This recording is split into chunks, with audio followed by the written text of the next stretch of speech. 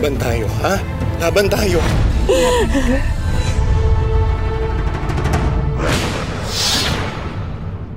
Experience ko inaabangan sa labas ng campus, sinasakal sa labas ng campus, gano'n. So trauma talaga siya sa akin.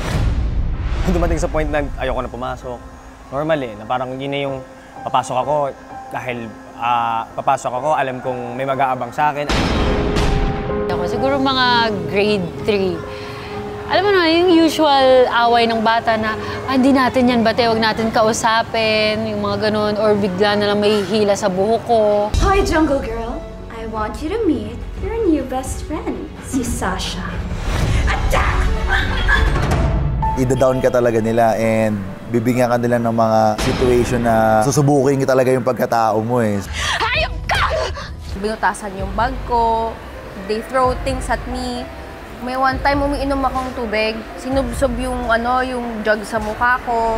Feeling ko laging may mali eh. Yun yung side effect ko ng pambubuli talaga. Feeling mo laging may mali sa'yo. Kung hindi ka magkakwit, araw-araw, gagawin naming miserable yung buhay mo. Kasi payat ako nun. So, lagi akong tinatawag na payatot. Pero parang feeling ko naman kasi bata ako, parang wala namang problema yun.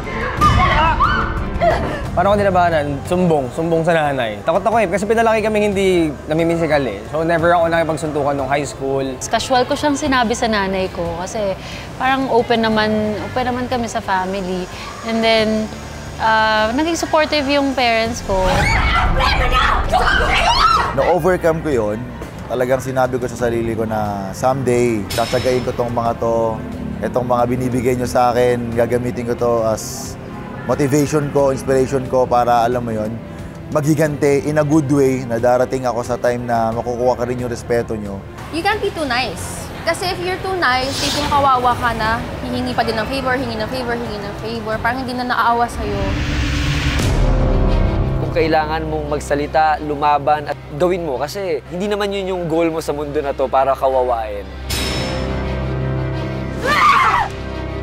Hindi naman kailangan lumaban ka kaagad, but definitely alam mo dapat yung worth mo. And definitely kapag nakaka-experience ka niyan, magdasal ka, you always pray. At kung kaya mong kausapin yung mga mambubuli sa'yo as much as possible, kausapin mo sila na maayos. Pero kung talagang patuloy yung mga ginagawa nilang masama sa'yo, minsan kailangan rin natin humingi ng tulong. It's either sa mga nakakataas, sa mga barangay, sa pulis, sa magulang, sa pamilya.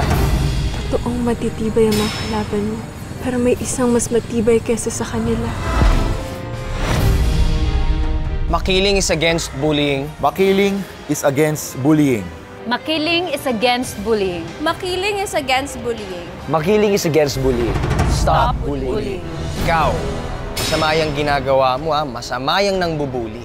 Create a safe space sa bahay pa lang dahil ang protection against bullying ay nagsisimula sa tahanan. Walang masama kung magsasalita. Humingi ka lang ng tulong, humingi ka ng saklolo. You have to stand up for yourself. Walang tutulong sa'yo kung hindi ikaw lang. Kaya naman, laban! Kung nambubuli ka, ibig sabihin, pangit ka. Kung gusto mo masaktan ulit, magpa-appointment ka sa assistant ko.